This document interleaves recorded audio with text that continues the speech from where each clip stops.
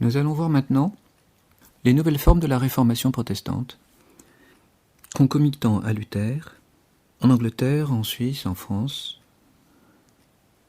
Et on remarquera d'emblée l'importance des princes, importance accrue sur les théologiens qui passent au second plan. Bien sûr, c'est le roi Henri VIII d'Angleterre, Charles Quint, et les princes allemands, et François Ier, louvoyant, c'est les magistrats suisses. Donc nous allons commencer avec Henri VIII, qui est le père de l'Église anglicane. On peut dire que c'est la fin de l'humanisme princier. Henri VIII, c'est le type même de l'humaniste prince et catholique. Sa rupture avec Rome est une catastrophe pour le rayonnement, pour la crédibilité de l'humanisme. C'est la fin d'une époque, c'est la fin des illusions érasmiennes. Qui est Henri VIII ?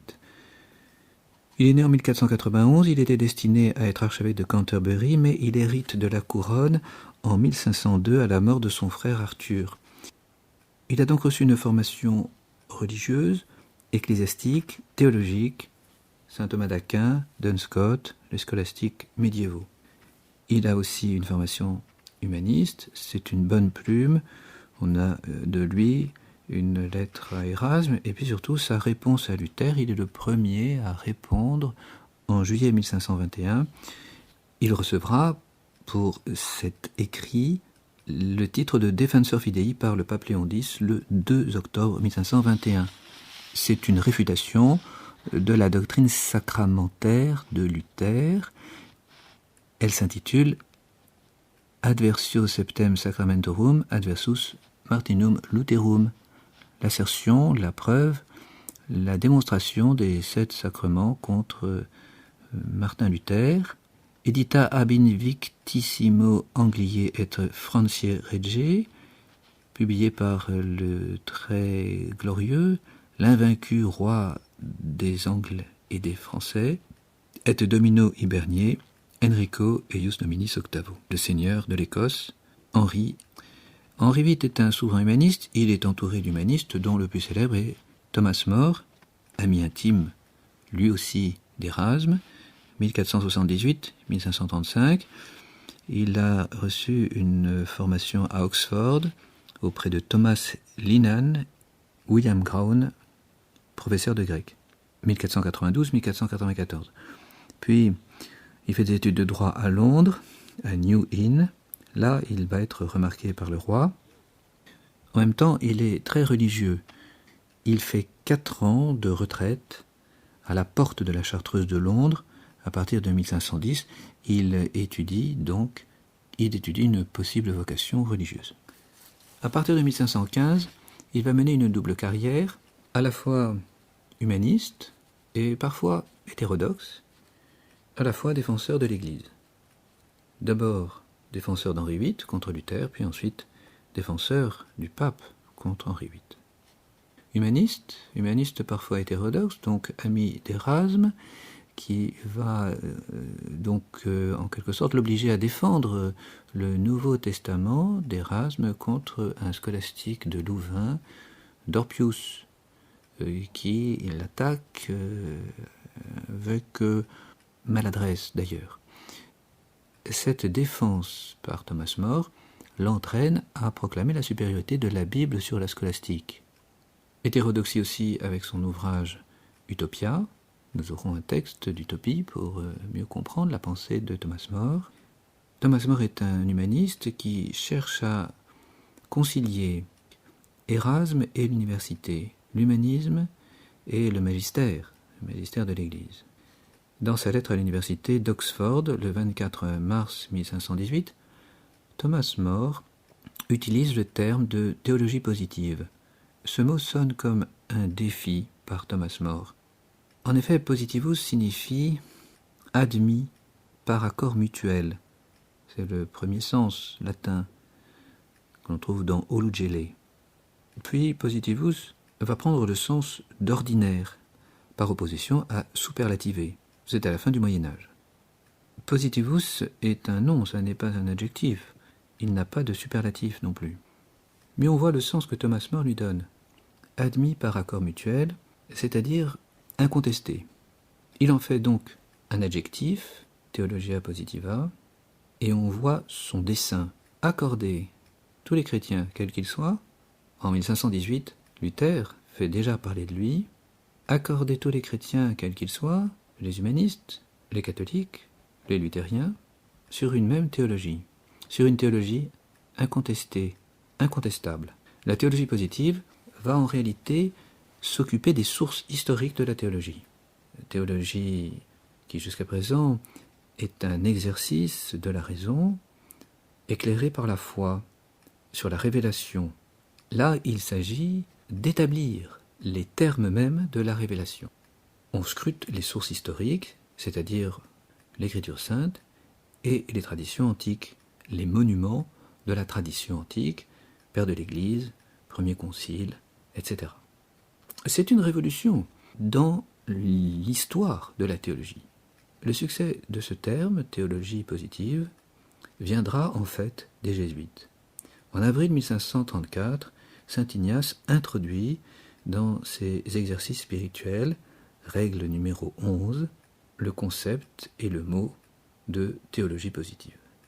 C'est donc exercer la théologie d'une nouvelle manière, découvrir, assurer l'authenticité des termes qui livrent la révélation divine, découvrir la vérité avant de la discuter, de l'éclairer, puisque la théologie, c'est la foi qui cherche l'intelligence. Ce premier mouvement accompli suivra le deuxième mouvement, où là, la scolastique pourra, avec grand renfort d'érudition, de principes métaphysiques, scruter le dépôt révélé. Thomas More conseille d'être très prudent dans l'usage de la scolastique. Il faut se rappeler que tout ne repose pas sur des suites de petites questions, dit-il. Il vise là les grandes sommes théologiques avec leur suite d'articles regroupés en questions. Il dit qu'il faut se méfier des manuels qui sont une simplification de la théologie qui peut être erronée ou qui peut induire à l'erreur. En tout cas, l'œuvre théologique de Thomas More avait ce but de réconcilier tous ceux qui se penchent sur la révélation chrétienne de façon souvent divergente pour qu'ils deviennent complémentaires. Thomas More est ensuite le défenseur de l'Église. Pour des histoires de commerce maritime, Thomas More va être pris comme avocat d'une cause papale. Des vaisseaux pontificaux ont été saisis à Southampton par les archers du roi Henri VIII. C'est un procès de mai 1517. Henri VIII est débouté par le talent de Thomas More. De ce fait, le roi a l'attention attirée par cet avocat brillant. Il se l'attache et va lui confier des missions délicates. De 1521 à 1529, il sera ambassadeur. Il est anobli, il est nommé sous-trésorier du royaume en 1521. En 1525, il est chancelier de Lancaster, protecteur de Cambridge, protecteur d'Oxford, et enfin, titre suprême, chancelier du royaume, le 26 octobre 1529. Thomas More va aider Henri VIII à réfuter Luther. Il a discuté avec le roi de l'ouvrage, Assertio Septem Sacramentorum. Il a aussi établi l'index, et c'est l'évêque Fischer qui a aidé le roi à composer l'ouvrage. Luther répondant à Henri VIII, Thomas More a répondu à Luther, Responsio ad convicitia Martini Lutheri. C'est son adversus Lutherum contre Luther. Il lui donne d'ailleurs un tour assez plaisant. Il appelle ça Rossen, R-O-2-S-E-N-S, de Ross, cheval, mais aussi de rosser, c'est-à-dire de passer à tabac Luther. Il y a là donc une plaisanterie en latin comme en anglais. Luther est dénoncé comme un orgueilleux et comme un théologien limité. Surtout, dans Rossens, Thomas More est perspicace. Il remarque que Luther condamne toute valeur humaine La théologie luthérienne est très pessimiste. L'homme reste pécheur, nous le savons. Luther condamne les valeurs humaines pour une soi-disant libération spirituelle. Mais en fait, il laisse chaque croyant désemparé et seul face à Dieu. C'est une désincarnation, pourrait-on dire. Et cette désincarnation détruit l'Église. Elle fait porter les fautes personnelles des sujets humains sur les charges ecclésiastiques.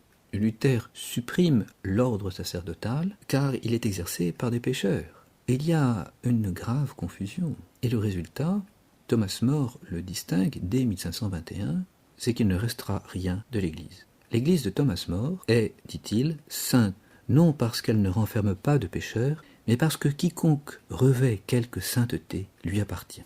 Les autres ouvrages de Thomas More, composés dans cette période, entre 1520 et 1530, alors qu'il est un collaborateur estimé d'Henri VIII, et dont unis à lui dans une même pensée, les autres ouvrages défendent point à point la doctrine catholique contre le protestantisme. En 1528, le dialogue contre les hérésies. En octobre 1529, la supplication des âmes, où il défend le purgatoire contre un ouvrage de Simon Fish, F-I-S-H, la supplication des mendiants. Il y a eu une très grosse polémique à cette époque sur ce sujet. La dévotion des âmes du purgatoire est en effet un des éléments fondamentaux de la pratique religieuse, surtout après la guerre des 2 Roses, qui a ensanglanté l'Angleterre à la fin du XVe siècle, fait beaucoup de morts, qui sont aujourd'hui soulagés par la multiplication des fondations de Metz en particulier. Il y aura une très grosse polémique à cette époque entre l'évêque Fisher, en faveur de la tradition, et les hétérodoxes anglais, Tyndale, dont on va reparler, John Frith, F-R-I-T-H. La tradition, c'est bien le point fondamental. Si, dit Thomas More, sur un point, tous les anciens pères sont d'accord, il est clair que leur unanimité révèle l'action du Saint-Esprit. Au contraire, Thomas More signale que les hérétiques ne représentent rien, parce qu'ils varient entre eux. Et il a beau jeu de citer Luther, qui, dans ses Resolutiones Disputationum du 30 mai 1518, qu'il adresse à son supérieur, l'Augustin Staupitz, Luther écrivait « Je suis absolument sûr que le purgatoire existe. Devrais-je en croire un hérétique, né il y a à peine 50 ans, et renier un dogme professé depuis tant de siècles ?» C'est sa conclusion 14. Or voilà que dans un sermon du 6 janvier 1522, il réfute l'existence du purgatoire, car, dit-il, il n'en est pas question dans l'Écriture. Devant ces variations protestantes, Thomas More a beau jeu. On peut simplement souligner que dans le dialogue concernant les hérésies ou la supplication des âmes, l'argumentation de Thomas More est parfois faible. Il recourt un peu trop facilement et rapidement au consentement unanime et à l'autorité. Il néglige la théologie spéculative. Il laisse de côté les monuments de la tradition, la liturgie, la théologie spéculative.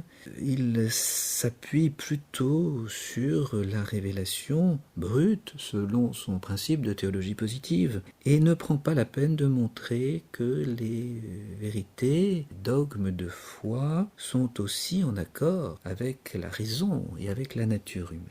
En fait, nous voyons qu'avec Thomas More, brillant humaniste, la renaissance intellectuelle, même chez le meilleur, a ses limites. En conclusion, on doit dire que Thomas More, Henri VIII, l'humanisme princier catholique de la décennie 1520-1530, a mené un combat valeureux contre l'hérésie naissante, mais qui ne pouvait pas aboutir à une victoire décisive.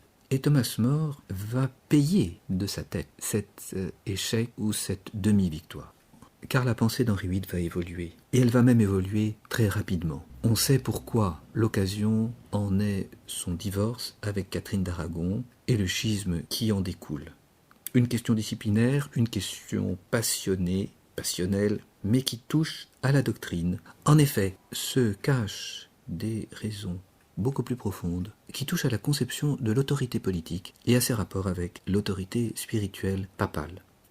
On se rappelle qu'au début du XVIe siècle, les princes et les rois ont développé une vision impériale, ont développé une conception impériale de leur pouvoir. Henri VIII, dès 1513, a pris ce titre de Henry Imperial. Or, l'empereur, qui est la tête de toutes les nations, qu'il couvre d'une forme de juridiction temporelle, universelle, est un concurrent direct de la juridiction spirituelle et universelle du pape. Et cette conception, véhiculée depuis les Romains, reprise par la Renaissance carolingienne, puis par l'Empire germanique romain du Xe siècle, a toujours occasionné des heurts entre l'Église et l'Empire. C'est la querelle des investitures, c'est la lutte du sacerdoce et de l'Empire. À une époque où s'établissent des États de plus en plus centralisés, où le pouvoir princier met fin à la concurrence féodale, la pensée d'Henri VIII est extrêmement dangereuse. C'est un des premiers acquis de sa rupture avec Rome. En septembre 1530, il prendra le titre de empereur et pape en ce qui concerne l'Angleterre. Empereur en premier. Il sera reconnu par l'Assemblée des évêques Canterbury le 11 février 1531. Henri VIII comme seul et suprême lord, et autant que la loi du Christ le permet, comme tête suprême de l'Église d'Angleterre. La 4e session du Parlement de Londres, en interdisant de faire appel au pape pour des questions habituelles, matrimoniales, mais aussi purement ecclésiastiques, dispenses, les cumuls de bénéfices, par exemple, ou des questions financières, la 4e session du Parlement précisera que la couronne d'Angleterre est couronne impériale et que la nation constitue un corps social autonome et indépendant. L'évêque de Rome n'a pas reçu de Dieu plus grande juridiction sur le royaume d'Angleterre que n'importe quel évêque. On voit donc intimement liée cette question d'un pouvoir temporel, souverain, indépendant, impérial, à cette question du schisme anglican. Et là, on doit dire que Henri VIII a été sous l'influence non seulement des légistes du Moyen-Âge, mais aussi de la tradition des Lollards de John Wycliffe. L'Église mystique demeure, mais l'Église institution disparaît. L'Église est secrète et inconnue, prônera Luther. Cette Église, finalement, que l'on ne saisit pas dans sa nature, cette Église n'a donc pas à être commandée comme une société temporelle avec un chef unique, un chef visible. Cette Église mystique, elle est greffée sur le corps social, sur le royaume. Elle n'est pas en soi. Le pouvoir du pape est une fiction. Le seul pouvoir qui existe, c'est le pouvoir du roi, c'est le pouvoir temporel. On trouve aussi dans l'argumentaire d'Henri VIII d'autres conceptions qui le rapprochent des hétérodoxes de l'époque. L'usage de la Bible prise comme un absolu. Pour déclarer la nullité de son mariage, Henri VIII va se fonder sur les lois de l'Ancien Testament, en particulier le Lévitique, chapitre 18, verset 12. C'est révélé, c'est écrit, fondamental. Cela doit dirimer toute question dans la pensée d'Henri VIII. C'est exactement la pensée de Luther et d'un continuateur de Luther, Tyndale, qui va être d'ailleurs traducteur de la Bible en anglais pour la première fois, à l'image de Luther qui l'a traduit en allemand. Et bien sûr, cette Bible est érigée contre l'autorité du pape. Or, c'est le pape Jules II, qui en 1503 a donné dispense à Henri VIII pour marier Catherine d'Aragon, qui était la femme d'Arthur, son frère. Henri VIII oppose la Bible au pape. La Bible révélée a une simple autorité humaine. Or, Cachetan avait bien souligné dans son commentaire sur la Somme théologique Secunda Secundae, question 154, article 9, que l'action du souverain pontife crée le droit, parce que le souverain pontife a la juridiction universelle, et ce droit positif, ces canons, ces décrets que le pape édite, ce droit fondé sur la révélation, expose et traduit la révélation dans les affaires humaines et dans les affaires ecclésiastiques. On voit donc un rapprochement entre la pensée d'Henri VIII, qui évolue globalement entre 1525 et 1530, et les idées anciennes comme nouvelles qui se sont constituées en doctrine contre l'autorité du pape. Thomas More, qui est un observateur perspicace, répétons-le, Thomas More n'ignore rien de cette évolution. En 1529, lorsque Henri VIII lui propose d'être chancelier d'Angleterre, Thomas More accepte, malgré la situation tendue, délicate, qui s'est mise en place petit à petit. Thomas More espère, en acceptant cette charge, pouvoir séparer Henri VIII de ses influences hétérodoxes. Et il voit entre eux un accord qui serait accidentel, un accord qui est favorisé par l'attentisme criminel des évêques d'Angleterre qui ne savent pas ou qui ne veulent pas lutter contre l'hétérodoxie. C'est un pari auquel se livre Thomas More. Ce qu'il discerne d'emblée, c'est le rôle que tient la Bible dans la coalition des intérêts contre nature, pourrait-on dire, entre le roi Henri VIII et les hétérodoxes. Thomas More s'est appliqué à montrer que l'on ignore la vraie écriture sainte et que c'est à cause de cela qu'elle est récupérée par les hétérodoxes.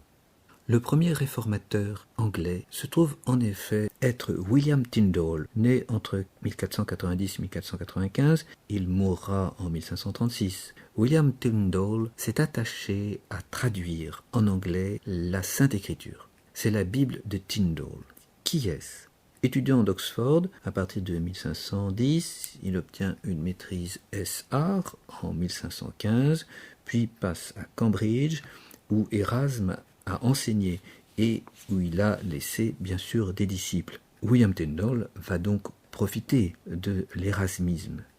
Il est nommé précepteur en 1522 chez un seigneur anglais, John Walsh à Sudbury. À cette époque, il s'affirme comme un grand admirateur d'Erasme. Il va traduire cet écrit de l'humaniste Enchiridion Militis Christiani et le diffuser sous le manteau à partir de 1520-1523. Il finira par être édité publiquement après la rupture en 1533. Cet Enchiridion critique les vices du clergé. On voit la position de William Tyndale en vis-à-vis de l'Église. À Londres, en 1523, financé par Humphrey Monmouth, marchand, il va s'appliquer à traduire le Nouveau Testament. Il le fait imprimer en Allemagne en 1525 et répandre en Angleterre l'année suivante. C'est la Bible de Tyndale. Thomas More discerne dans cette traduction plus de 2000 faux. Elle va d'ailleurs être brûlée publiquement par l'évêque Tunstall de Londres, T-U-N-S-T-A-2-L, à plusieurs reprises, 1527, 1529, mai 1530, preuve que, malgré la répression, la Bible se vendait bien, se diffusait. Ce geste symbolique, d'ailleurs, de brûler l'ouvrage, a été récupéré par l'hérésiarque. Il dira que c'est une iniquité qui consiste à brûler la parole de Dieu. Pourquoi ? Car, dit-il, elle dénonce les crimes du clergé. Il y a là un point de focalisation. La Bible et la lecture qui en a été rendue interdite. Après l'hérésie de John Wycliffe et des Lollards, qui fondaient leur doctrine sur la Bible seule et sur la Bible traduite en Angleterre, répandue largement parce que ce sont les élus qui doivent la lire et qui ont la clé d'interprétation, non pas le clergé et les prêtres, mais les élus. Après cette hérésie et cette propagande biblique, les évêques ont très largement réagi. Ils ont interdit toute traduction en anglais. C'était allé à contre-courant du large mouvement d'édition et d'impression de l'écriture sainte. Commencé par Gutenberg en 1452, les impressions de l'écriture sainte se sont multipliées sur le continent. 102 éditions pendant un demi-siècle, entre 1552 et 1500. D'abord des éditions en latin, des éditions en hébreu, 1488, en allemand, 11 éditions entre 1477 et 1500, en saxon, 4 éditions à partir de 1494, en italien, 7 éditions à partir de 1471, et en français bien sûr. Mais en Angleterre, il n'y a pas eu de traduction de la Bible depuis 1402 et la Constitution d'Oxford, qui organisait une réaction forte contre l'erreur de Wycliffe et édictait des peines sévères contre toute traduction répandue et non approuvée. Sévèrement appliquée, cette Constitution d'Oxford a découragé tout travail biblique. On doit dire, jugement rétrospectif, qu'il y a eu là probablement un peu de pusillanimité de la part des chefs religieux qui craignaient, je cite, l'orgueil des laïcs, leur manque de maturité spirituelle, l'emploi d'une langue vulgaire, cause des erreurs. C'est tout à fait possible. mais cela demande non pas d'éteindre l'intelligence, mais au contraire de l'éclairer. Des traductions fiables, selon la foi catholique, des exemplaires distribués sous le contrôle des évêques à des fidèles connus, à des clercs érudits. Rien de tout cela ne fut fait, et donc, par contre-coup, le champ resta libre lorsque quelques hérétiques dynamiques prirent les choses en main au début du XVIe siècle. C'est le cas de la Bible de Tyndale, avec ses erreurs relevées par Thomas More, la traduction de Caritas, Agapé, par love, amour, qui est un terme très général, très imprécis, alors qu'il existe bien en anglais le terme de charity, amour honnête et surnaturel. Ecclesia est traduite par congrégation et non pas par church. Presbyteros en grec est traduit par senior, ancien, vieux, et non pas par priest. Ces erreurs nombreuses tendent à corrompre le vrai sens de l'écriture sainte et dans une direction très proche du luthéranisme. Par cette traduction, William Tyndale a cherché à faire passer des idées nouvelles, d'autant plus qu'il rajoute des notes anti-romaines, anti-catholiques, et qu'il met en tête de sa traduction une préface de Luther. Il y a donc eu en Angleterre, à partir de 1525, une bataille pour la Bible et son vrai sens. La bataille aurait pu être favorable au catholicisme et à l'Église romaine. Mais petit à petit, Thomas More s'est trouvé de plus en plus isolé. Les hérétiques s'affichaient courageusement, les évêques s'inclinaient, les hérétiques multipliaient les libelles, les évêques restaient plutôt silencieux. Henri VIII va basculer, aidé en cela par sa passion amoureuse pour sa maîtresse. Henri VIII va se laisser gagner par cette propagande. Thomas More va être débordé par les écrits hérétiques, par un large mouvement d'opinion, encouragé par la passivité des évêques.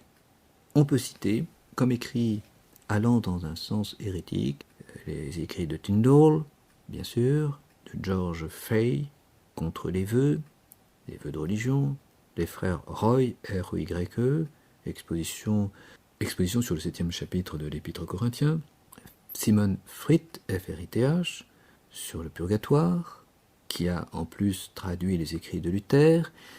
Frith va être condamné, mis en prison, libéré, il va s'exiler, il va être rappelé, recondamné. On sent une grande instabilité religieuse, un manque de direction ferme, précise, dans un sens ou dans l'autre d'ailleurs. Les frères Barnes seront condamnés en 1525, ils vont faire leur repentance, s'enfuir l'année suivante, ils seront rappelés finalement par Henri VIII en 1531.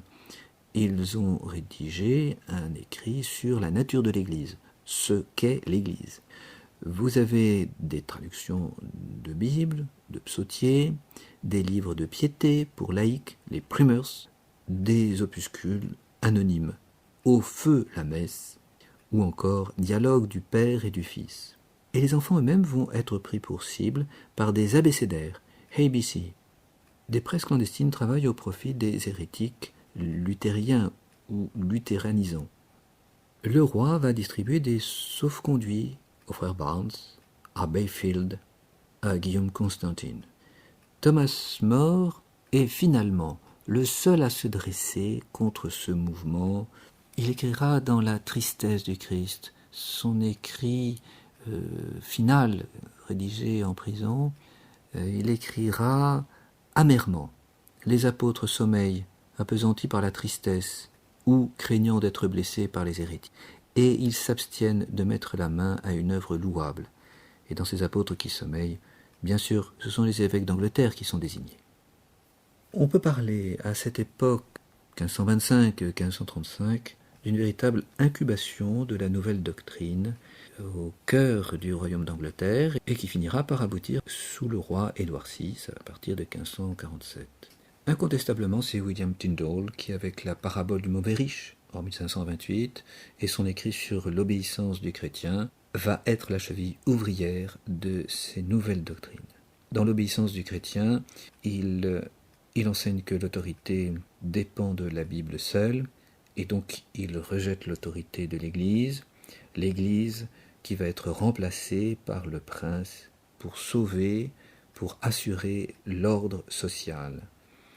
Anne Boleyn fera connaître cet ouvrage à Henri VIII qui, évidemment, va séduire le roi. C'est un livre fait pour moi et tous les rois doivent le lire, dit-il.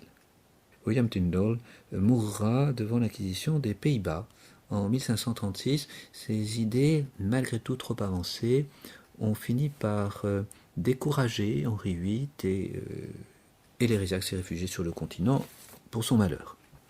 Thomas More s'est opposé à William Tyndale, et c'est d'ailleurs un signe des temps.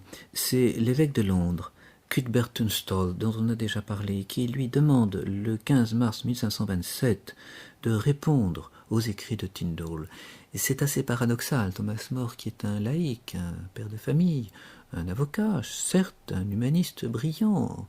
Oui, il a fait des études de théologie, mais ça n'est pas un évêque, ça n'est pas un prêtre, ça n'est pas un théologien. C'est un signe de l'apathie dont il parlait de l'Église d'Angleterre, qui n'est pas capable de fournir, de trouver dans ses rangs ecclésiastiques des hommes capables de répondre aux hérétiques de l'époque.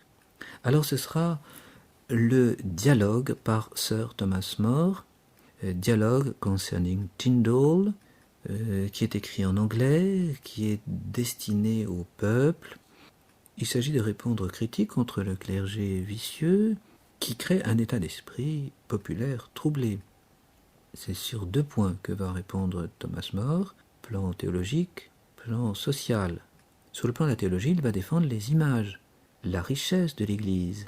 Il s'oppose à un spiritualisme désincarné. Images, pèlerinage, miracles sont des éléments essentiels de la religion, des éléments qui sont rejetés par les hérétiques. L'Église de l'esprit que l'on propose avec son joug doux par rapport à l'Église institution, Thomas More répond dans la première partie au chapitre 18. La douceur de son joug n'est pas douceur pour le corps. La légèreté de son fardeau n'est pas absence de toute peine corporelle, mais elle se tient dans la douceur de l'espérance qui nous fait percevoir au sein de la peine l'avant-goût agréable du ciel. Il dénonce les raisons du succès des hétérodoxes. Ils sont persécutés. Or, disent-ils, la persécution est la marque de la vraie Église. Il dénonce les abus de l'Église et prêche la pauvreté de celle-ci, ce qui a de l'emprise sur les esprits qui sont dans le monde. Il développe une pensée mystérieuse et donc séduisante, comme tout mystère. L'Église nouvelle est composée de membres connus de Dieu seul, invisible et prédestinée. Elle assure la présence mystérieuse de Dieu dans le monde. Il prévoit déjà la catastrophe. Des nations entières, écrit-il, vont se séparer du tronc ancien, et les rameaux détachés seront plus nombreux que les branches demeurées sur l'arbre. Il fait donc appel à la sagesse, sans laisser de côté le sens de l'humour. Il n'hésitera pas à en rajouter sur le culte des saints, dans un style de fabliaux très médiévaux. La bonne intelligence, les études classiques sont, dit-il, un signe de bonne santé. Le bon sens, que l'on trouve par exemple dans la deuxième partie au chapitre 25. L'abus d'un usage bon n'est pas une raison pour abolir cet usage. Sinon, nous le devions pour le mauvais usage d'une bonne chose et pour le mal qui résulte de son abus, non seulement réformer l'abus, mais bannir totalement l'usage. Et il nous faudrait opérer d'étranges bouleversements dans le monde, dit-il avec beaucoup de bon sens. Il y a aussi un aspect social dans son dialogue. Il rappelle que supprimer les images et les pèlerinages, c'est délaisser les pauvres qui n'ont que cela comme spectacle, alors que nobles, bourgeois ont des maisons riches et des distractions de qualité.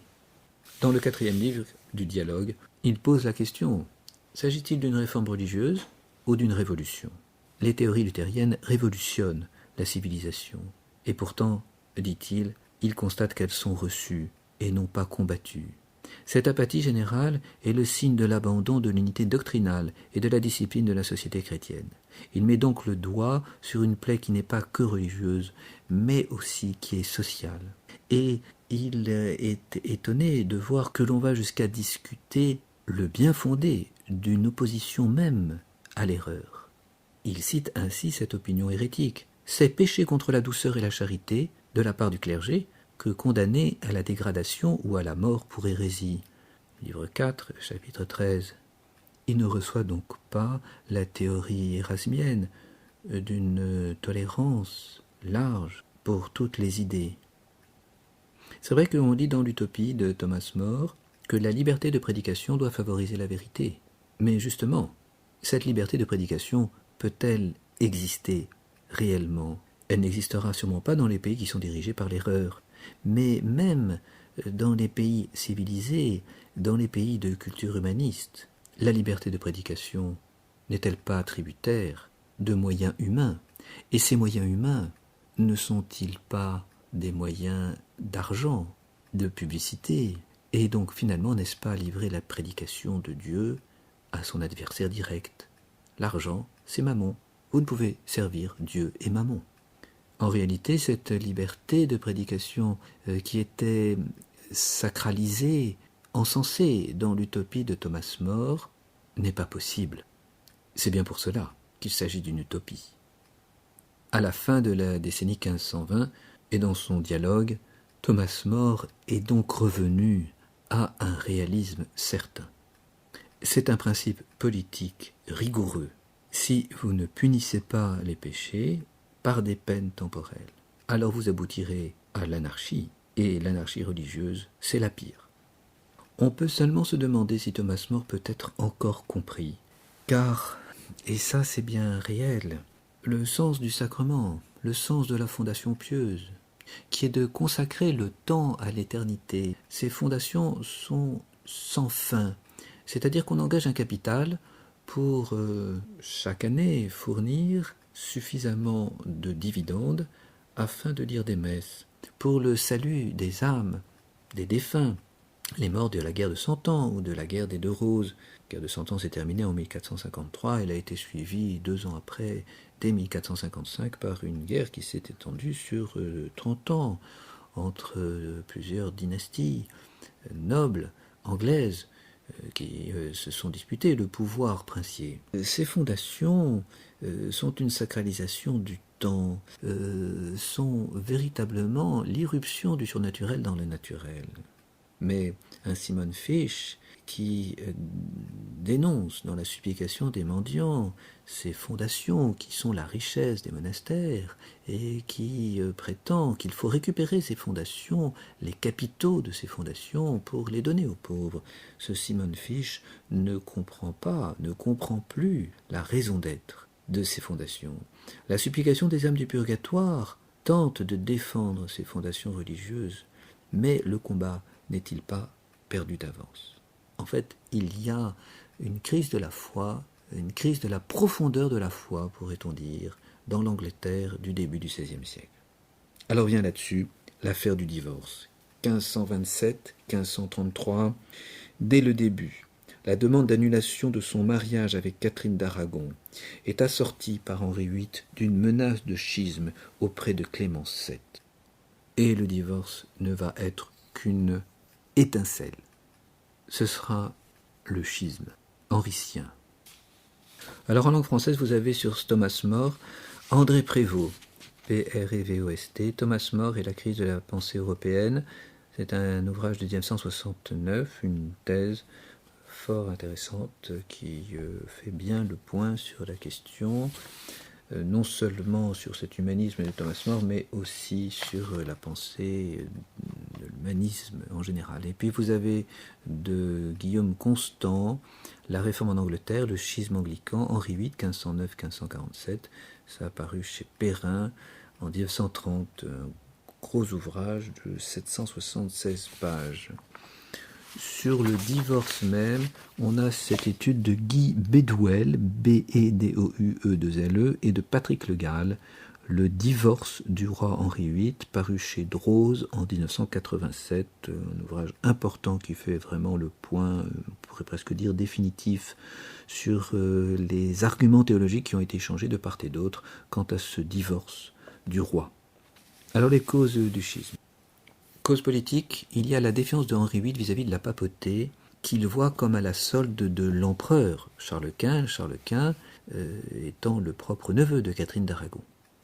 En 1527, je rappelle que Rome a été pris, le sac de Rome, par l'armée impériale. Cela a engendré en Angleterre une protestation du chancelier Wolsey, W-O-L-S-Y, le ministre principal de Henri VIII, et 4 cardinaux qui ont vu que les actes du pape pendant sa captivité ne pouvaient qu'être nuls, car sous la pression de Charles Quint. En réalité, il y a une rivalité entre l'Angleterre et Rome qui remonte à l'échec du cardinal Wolsey dans les 2 conclaves qui ont élu successivement Adrien VI et Clément VII. Et Henri VIII, pour Wolsey, avait des visées sur la tiare papale. Un Anglais pape aurait effectivement favorisé indéniablement les intérêts anglais. Léon X avait accordé au cardinal Wolsey le titre de légat à vie. C'était une manière de consacrer l'autonomie ecclésiastique de l'Angleterre. Cela à partir de 1518. Donc nous sommes en présence d'une situation déjà très autonome de l'Église d'Angleterre vis-à-vis de Rome et d'une défiance indéniable de cette Église d'Angleterre vis-à-vis du pape. Une deuxième cause politique ou sociale, c'est la division entre les ecclésiastiques et les laïcs en Angleterre. C'est là la suite de Wycliffe et des Lollards. Ceux-ci ont été relayés par la critique des humanistes. L'ignorance du bas clergé favorise ces critiques. Le haut clergé est particulièrement passif. Pensionné du roi depuis Henri VII, sur la quarantaine d'évêques en Angleterre, à peine 4 résident dans leur diocèse. Les autres sont des prélats de cour. Le Parlement aura beau jeu d'attaquer les privilèges de ce clergé oisif. C'est d'ailleurs la raison pour laquelle le cardinal Wolsey ne convoquera plus le Parlement à partir de 1515. Les résistances du Parlement aux impôts édictés par le roi viennent en grande partie de cette division entre clerc et laïcs. Le Parlement acceptera d'autant plus facilement le titre royal d'Henri VIII, chef de l'Église, car il verra là un accroissement de son pouvoir juridique et financier, pouvoir juridique sur l'Église, pouvoir financier sur l'Église aussi, dont on va récupérer les propriétés. Une troisième cause du schisme, c'est le renversement d'alliance. En effet, l'Angleterre, traditionnellement opposée à la France depuis la guerre de Cent Ans, était proche de la papauté. L'Angleterre a soutenu Rome pendant le Grand Schisme, alors que le roi de France soutenait le pape d'Avignon. L'Angleterre se tenait en vis-à-vis de la France et donc soutenait l'Église de Rome contre l'Église gallicane. Au début du XVIe siècle, à la fin du XVe, Charles VIII, Louis XII ont mené ces guerres d'Italie en grande partie contre l'influence du pape. On se rappelle le concile de Pise qui voulait déposer le pape Jules II. Donc l'Angleterre, traditionnellement, était proche de Rome, d'autant plus que Rome avait accordé des avantages fiscaux à l'Église d'Angleterre très importants. Rome ne demandait plus les anates depuis la fin du XIVe siècle. Il y avait une union traditionnelle entre le roi d'Angleterre et le pape dans la poursuite des Lollards, en particulier, à la fin du XVe siècle.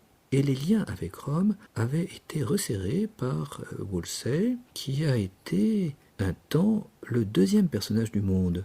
L'expression est de Erasme dans une lettre à Clément VII en janvier 1524. Wolsey, évêque de Lincoln en 1471, archevêque d'York en 1514, cardinal en 1515, on l'a vu, légat à Latéré, permanent, représentant Rome en Angleterre, a été un soutien de Clément VII. Cette proximité de Wolsey avec Rome, c'était la proximité d'Henri VIII avec Rome. Henri VIII avait besoin d'une certaine confirmation de la légitimité des Tudors à la tête de l'Angleterre. Lorsqu'il reçoit le titre d'Assor Fidei par Léon X, le 11 octobre 1521, ce titre, de fait, était souhaité depuis une bonne dizaine d'années comme confirmant cette légitimité. Il y avait donc pour l'Angleterre, pour le roi Henri VIII, toutes les raisons de rester proche de Rome. Mais voilà, après Pavie, en 1525, désastre face à Charles Quint, après le sac de Rome et le rapprochement de Charles Quint avec Rome, Henri VIII s'est rapproché de François Ier et de la France. Renversement d'alliance. Et donc il s'est détourné, on peut dire naturellement, de ce qui pourtant jusque-là avait fait toute sa politique étrangère. C'est dans ce contexte qu'intervient alors la question matrimoniale, la question passionnelle, le divorce du roi qui va rompre définitivement avec Rome.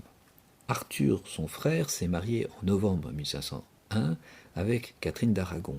Arthur meurt le 2 avril 1502. Henri, pour garder la dot accordée à Arthur du mariage avec Catherine, se retrouve convolant en justes noces avec la femme de son frère. Il faut pour cela une dispense. Cette dispense est accordée par le pape Jules II en novembre 1504, mais elle est antidatée le 26 décembre 1503. Dispense de mariage au premier degré en ligne collatérale d'affinité. Le mariage est reculé par Henri VIII. Il ne voulait pas trop de ce mariage en signe de protestation contre son père. Il est finalement conclu le 11 juin 1509 devant l'évêque Warham. Ce mariage princier aurait dû être pérenne s'il n'y avait pas eu l'absence d'héritier. Dès 1514, des rumeurs de rupture ont circulé à cause de la stérilité du mariage. Certes, une fille naît le 18 février 1518, Marie, mais il n'y a pas de fils.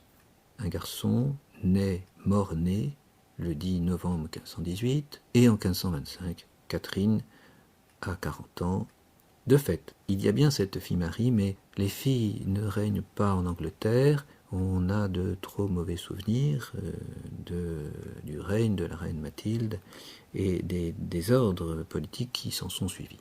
Or voilà que Henri VIII est attiré par Anne Boleyn, B-O-L-E-Y-N-E, fille d'honneur de Claude de France. Anne Boleyn née vers 1503-1507, élevée avec goût, une famille de marchands londoniens, n'est pas très belle en dehors de ses yeux noirs et beaux, mais c'est une femme de caractère. Elle veut conquérir Henri comme époux afin d'être reine, et donc l'annulation du mariage avec Catherine d'Aragon est décidée dès novembre 1527. Des instructions sont envoyées à l'ambassadeur Knight au Vatican dans ce sens-là. Clément VII, devant ce procès en nullité du mariage d'Henri VIII et Catherine d'Aragon, n'a pas d'autre choix que de transiger au maximum, accorder tout ce qu'il le peut au roi d'Angleterre dans le déroulement du procès, mais en même temps faire traîner les choses en espérant que la passion du roi se calme et qu'il renonce à son projet. Première phase, le procès va être instruit en Angleterre, à Londres. C'est contre toutes les règles du droit. Wolsey persuade Clément VII par l'intermédiaire de deux évêques, des évêques favorables au roi mais plutôt conservateurs, Gardiner et Edmund Fox, entre mars et juin 1528, de mener le procès à Londres. Une bulle va le nommer effectivement en juillet 1528 comme juge du procès, avec cependant le cardinal Campeggio. Le cardinal Campeggio a pour instruction de faire traîner le procès lorsqu'il arrive en octobre 1528 à Londres. Wolsey presse de tout son poids, il brandit la menace du schisme. Catherine refuse d'être conciliante. On lui avait proposé de faire un vœu de chasteté, d'entrer en religion, comme Jeanne de Valois. Catherine est sûre de son bon droit, c'est une figure qui est aimée par le peuple d'Angleterre, elle est d'ailleurs respectée par Henri VIII, ce ne sera pas le cas d'Anne Boleyn. Lorsque le procès s'ouvre le 30 mai 1529, en fait, il n'y a pas d'argument favorable pour la nullité. Campeggio le fait donc traîner en longueur, et en juillet 1529, devant la non-conclusion, pour éviter tout scandale, dit aussi la bulle, le procès est attiré à Rome pour Noël suivant. Wolsey a échoué, Henri VIII lui signifie sa disgrâce, il aurait dû être enfermé à la Tour de Londres, mais il meurt dans le voyage à Leicester, le 29 novembre 1529. Si j'avais servi Dieu avec autant de zèle que le roi, dit Wolsey, il ne m'aurait pas abandonné dans ma vieillesse, c'est ma juste récompense. Cette première phase est suivie d'une deuxième phase. Sur la vie de Cranmer, Henri VIII fait appel aux universités, le magistère intellectuel de l'Europe chrétienne, tout comme Luther l'avait fait en son temps. Cambridge, Oxford, Paris, Orléans sont sollicités et vont rendre dans l'année des jugements soit favorables, soit défavorables. Les universités françaises, les universités anglaises, les universités de Ferrare, Pavie et Padoue, entre mars et octobre 1530, rendent un jugement favorable à Henri VIII. Au contraire, Angers, le 7 mai, et puis Louvain, Salamanque, Alcala, Séville, Marbourg sont défavorables à une nullité du mariage. Les arguments qu'a développé Henri VIII sont tirés essentiellement du livre du Lévitique, la loi de l'Ancien Testament, chapitre 18, verset 16, chapitre 25, verset 5, chapitre 20, verset 21. Il va développer deux types d'arguments. Tout d'abord des arguments de forme, c'est-à-dire que la dispense a été antidatée et d'autres détails de ce genre qui sont facilement résolus. Et puis, argument de fond, le mariage indissoluble est-il de droit naturel ou de droit positif divin? De fait, en s'appuyant sur le Lévitique et sur le Deutéronome, chapitre 25, verset 5, le roi d'Angleterre développe que le mariage étant pour la procréation des enfants, là où il n'y a pas d'enfants, le mariage n'atteint pas son but et il est donc nul. Cependant, jamais Henri VIII ne remettra en cause le consentement, le sien et celui de Catherine d'Aragon. Il n'y a pas de vice de consentement, il peut donc difficilement, dans ce cas-là, être remis en cause la promesse indissoluble de l'un et de l'autre. Certes, le roi va s'appuyer sur des précédents, le comte de Foix en 1418, Manuel du Portugal en 1500, qui laisserait entendre que des papes, Martin V, Alexandre VI, ont déclaré nuls des mariages stériles, s'autorisant d'un décret d'Innocent III, décrétal du livre 4, titre 19, canon 9. En réalité, par ces arguments, Henri VIII oppose le pape au pape. Il remet en cause la valeur de l'autorité pontificale en matière de morale et en matière de droit. C'est très grave. C'est très grave à une époque où Rome est remis en cause par les luthériens et par la crise de la réformation protestante. Il affaiblit Rome dans sa légitimité et dans son magistère incontestable.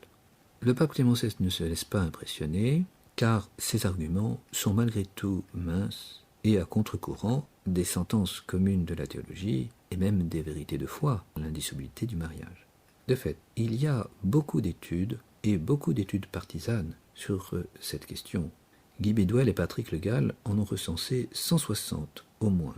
C'est un épisode important de l'histoire des idées, aux conséquences graves. D'abord parce que l'Église va alors réagir fermement face à toute exégèse libre qui se développe en dehors, en parallèle au magistère de l'Église. Ensuite parce que on sent dans cet appel de Henri VIII aux universités le désir d'une mainmise sur le studium et sur le sacerdotium, c'est-à-dire sur les universités, sur le magistère universitaire et sur le sacerdoce.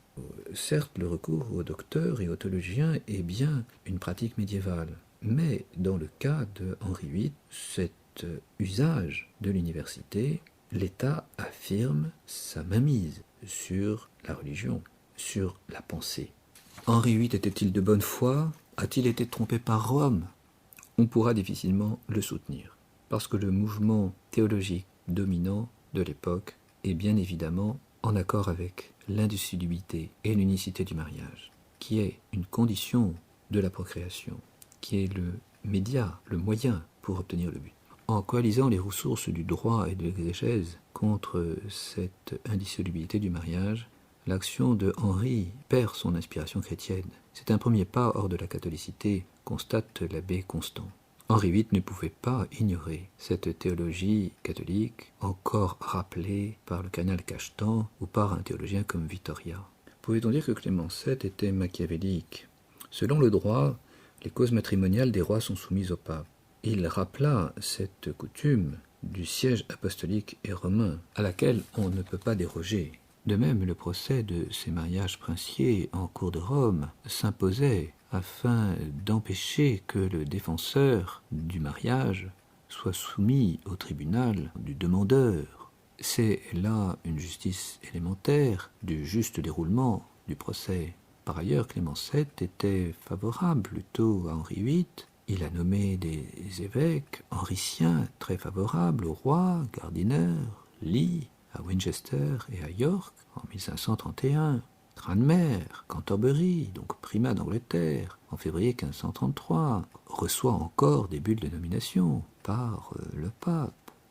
Clément VII a étudié soigneusement les arguments du roi, a consulté les meilleurs canonistes de l'époque, Rinaldo Petrucci, Filippo Deccio, Giacomo Simonetta, qui était le doyen de la Rote, Aléandré, le nonce dans l'Empire, Cachetan, plus grand théologien de l'époque.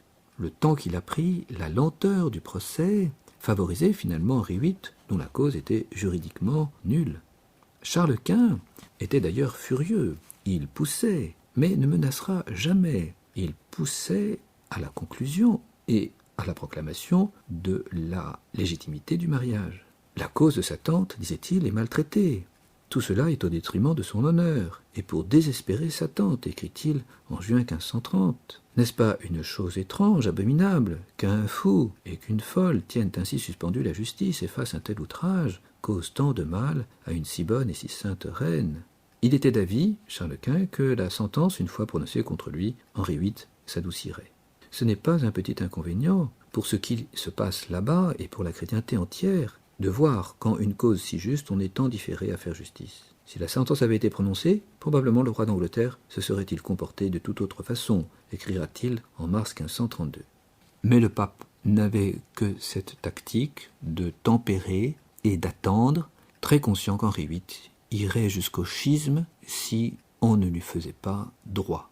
Le temps peut mûrir la chose, la patience de Catherine et son martyre empêchera un grave schisme dans l'Église de Dieu, dira le nonce Aléandré à Salviati, schisme dont l'empereur souffrirait en premier, tant pour le bien public que pour son propre honneur. Car alors, l'empereur devrait appliquer la sentence par la guerre, et ce serait extrêmement douloureux. Jusqu'à la fin, le pape évitera toute mesure de rupture. Il va suspendre d'ailleurs excommunication et proclamation de la nullité sur demande de François Ier en juillet 1533 jusqu'au mois de septembre. Cette deuxième phase a donc été très délicate, faite d'assauts juridiques et théologiques sans aboutissement. La troisième phase alors, Henri VIII va mettre le pape et la chrétienté devant le fait accompli. Il va aller jusqu'au bout. Il est décidé à partir de 1530, sans brusquer, car il faut garder l'opinion publique de son côté. Il va donc négocier jusqu'au bout et avancer ses pions lentement. Petit à petit, il prend le pouvoir sur l'Église en Angleterre. Il reçoit le titre de chef suprême de l'Église, 11 février 1531, ce qui est un titre qui peut encore être accepté, puisqu'il n'y a pas de négation de l'autorité du pape. Il abolit les anates, le Parlement, le fait le 15 janvier 1532, plutôt d'ailleurs de mauvaise grâce. Puis il attaque les libertés de l'Église petit à petit, sur une supplique de Cromwell. C'est là que les premières résistances, d'ailleurs, vont se manifester. Thomas More écrira l'année suivante son apologie en 1533. L'évêque Gardiner va poser ses objections, mais lui, il n'ira pas jusqu'au bout. More, il restera comme évêque henricien dans l'Église anglicane, tout en étant d'esprit catholique. L'Assemblée de Canterbury renoncera pour l'Église à ses libertés le 15 mai 1532. Ainsi, certain de l'obéissance des évêques anglais, Henri VIII passera à l'acte l'année suivante. Devant l'échec du procès, il fait voter une loi rendant impossible et illégal tout appel à Rome le 5 avril 1533. Cela signifie qu'il se réserve de faire juger son cas en Angleterre. Le mois suivant, la nullité du premier mariage avec Catherine d'Aragon est prononcée par Cranmer, 23 mai, et le 28, la validité de son mariage avec Anne Boleyn. À ce moment-là, le pape va, laissant une dernière chance d'amendement, se résoudre à proclamer la validité du mariage avec Catherine d'Aragon le 23 mars 1534, chose que l'on savait depuis longtemps. Mais Henri VIII va jusqu'au bout. En mars 1534, c'est la loi de succession en faveur des enfants d'Anne Boleyn. Et en novembre 1534, le titre de chef de l'Église est attribué à Henri VIII sans aucune restriction. Il est le chef suprême et le chef unique de l'Église d'Angleterre. Le schisme est consommé. Maître absolu sur le plan matrimonial, on sait qu'il en profitera. Il fera proclamer invalide son mariage avec Anne Boleyn le 17 mai 1536, et le mariage qu'il contractera avec Anne de Clèves sera lui aussi déclaré invalide le 9 juillet 1540. Il n'était plus à ça près. Quelles sont les conséquences du schisme ? En Angleterre, l'opposition a été éradiquée par une sanglante persécution. Des personnalités importantes du monde ecclésiastique ou du monde laïque ont été impitoyablement jugées et exécutées. On peut signaler Elizabeth Barton, bénédictin de Canterbury, le 5 mai 1534, Saint John Fletcher, l'évêque de Rochester, depuis 1504, fut arrêté pour avoir fait appel au Saint-Siège le 29 octobre 1530, et puis pour avoir prêché contre le divorce, il avait été relâché, de nouveau arrêté en avril 1533, pour refuser le serment de fidélité au roi en avril 1534, arrêté une troisième fois. Il est nommé par cardinal par le pape Paul III au mois de mai et est décapité l'année suivante, en juin 1535. Thomas More est arrêté pour avoir refusé le serment le 13 avril 1534. Il est décapité le 6 juillet 1535. En tout, 2 cardinaux, 3 archevêques, 18 évêques, 13 abbés ont été victimes d'Henri VIII. Et puis, dans le clergé, 500 prieurs, moines, prêtres, 30 doyens, 60 chanoines, 30 docteurs en théologie ont été exécutés aussi. Ce sont les chiffres donnés par le père Thomasin dans son tome 2 sur la discipline de l'Église, page 453, début XVIIIe siècle. Henri VIII s'est employé de supprimer toute vie religieuse. Par nature, la vie religieuse va contre les intérêts de la nation, car les religieux et les religieuses ne font pas d'enfants, ne travaillent pas pour la richesse nationale. De plus, ils ont leur chef hors d'Angleterre, ce qui va contre la suprématie du roi d'Angleterre sur l'Église. 200 franciscains réformés en 7 monastères vont être arrêtés à l'été 1534. 50 mourront en prison. Puis ce sont les Chartreux qui vont subir les assauts du roi entre mai et août 1534. Très habilement, le roi va dissocier les petits des grands monastères, s'attaquant aux premiers, ceux dont les revenus sont faibles. 29 maisons avaient été dissoutes déjà par Wolsey pour en faire des lycées et des collèges entre 1524 et 1528. Donc le roi pouvait se réclamer de cette tradition. Il va systématiser cette action en supprimant toutes les maisons aux revenus du moins de 200 livres en février 1536. 320 maisons, c'est-à-dire environ 10 000 religieux et religieuses, vont être supprimées. Ces derniers mourront de faim, le roi ayant interdit toute hospitalité à leur égard, sous peine de mort.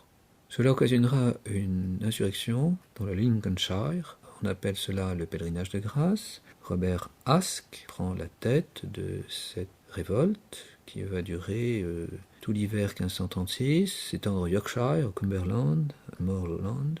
35 000 cavaliers vont constituer cette armée qui finira par être divisée par les promesses royales. Après les petits monastères, les grands monastères, jusque-là épargnés, seront spoliés en janvier 1538. Toute résistance est noyée dans le sang à Reading, Colchester ou Glastonbury en septembre 1539. La raison du succès du roi, cette opposition a été en grande partie paralysée par la vénération que l'on avait naturellement pour son roi, la ténacité, le caractère progressif de la persécution, les uns après les autres, dispersés, les religieux vont être abattus.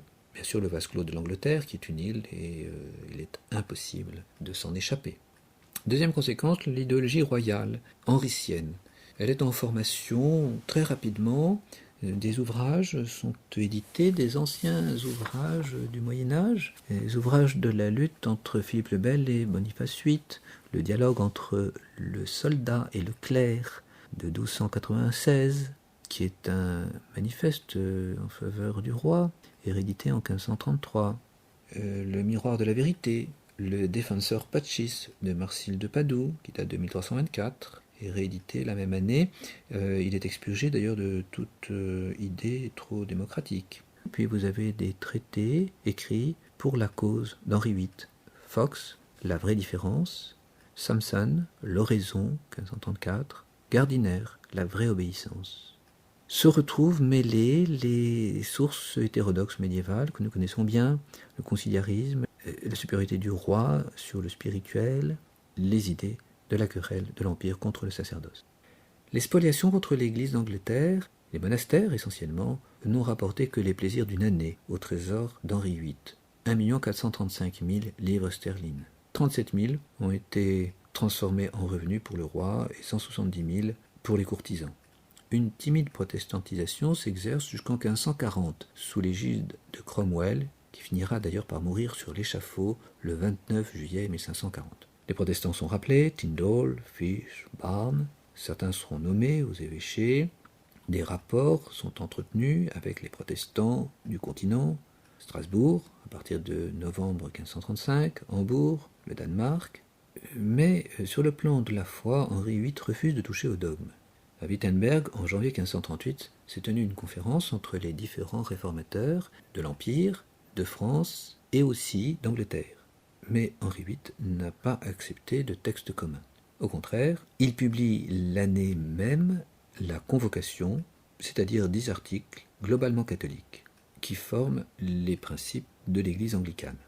La seule victoire protestante sera l'adoption en 1529 de la Bible de Tyndale, édité sous le nom de Thomas Matthew par Cromwell. La dernière phase du règne sera conservatrice. À partir de 1539, les protestants vont être persécutés car ils menacent l'absolutisme royal. C'est la loi des 6 articles, qu'on appelle aussi le fouet à 6 cordes. Le 28 avril 1539, la transubstantiation, les messes privées, la pénitence auriculaire, le célibat des prêtres, les vœux des religieux doivent être confessés sous peine de bûcher ou d'emprisonnement et de confiscation. La Bible de Matthieu est condamnée en 1542. Le livre du roi, une forme de catéchisme, est publié en mai 1543. C'est la nécessaire doctrine et instruction de tout chrétien, dit le titre. Peu de protestants vont être pourchassés par le roi. Les protestants étaient assez peu nombreux en Angleterre. On a l'exécution de Lambert, des frères Barnes, et de 2 autres protestants en août 1540. Mais à la vérité, en même temps, d'autres papistes, cette fois-ci, sont exécutés. Les conservateurs henriciens, qui sont catholiques, sont d'ardents royalistes. Les évêques Gardiner, Bonner, Tunstall, l'évêque de Londres, que nous connaissons déjà. Même un évêque comme Réginald Pole, qui sera très catholique, participera au concile de Trente et essaiera de ramener l'Angleterre au catholicisme avec Marie Tudor, écrira avec douleur en 1538 Pro Ecclesia Unitatis Defensionem, Reginald Pole, dont les parents ont été décapités en Angleterre en 1541 et qui vit en exil sur le continent, est déchiré entre sa fidélité au roi, sa fidélité nationale, et puis sa fidélité au pape, sa fidélité catholique. À la date de Ratisbonne, en 1541, Gardiner et Knivet sont envoyés comme observateurs par Henri VIII. Il y a un projet de retourner dans le giron de l'Église. Après tout, Charles Quint est catholique, bien avec le pape, et gouverne librement l'Église dans ses États. C'est finalement une solution qui satisferait Henri VIII. Avec l'évêque Gardiner, d'ailleurs, la réforme catholique qui se développe de plus en plus à partir de 1540 pénètre en Angleterre par certaines décisions. Mais c'est trop tard. Henri VIII meurt le 28 janvier 1543, et là, il va laisser face à face ses évêques henriciens, Gardiner, et puis des prélats beaucoup plus avancés dans les idées hétérodoxes, qui auront l'oreille de Édouard, qui fera passer non seulement l'Église d'Angleterre du schisme dans l'hérésie, mais aussi dans l'invalidité. Avec la modification du rituel des ordinations, les Anglais vont perdre la succession apostolique et la validité des sacrements jusqu'à maintenant.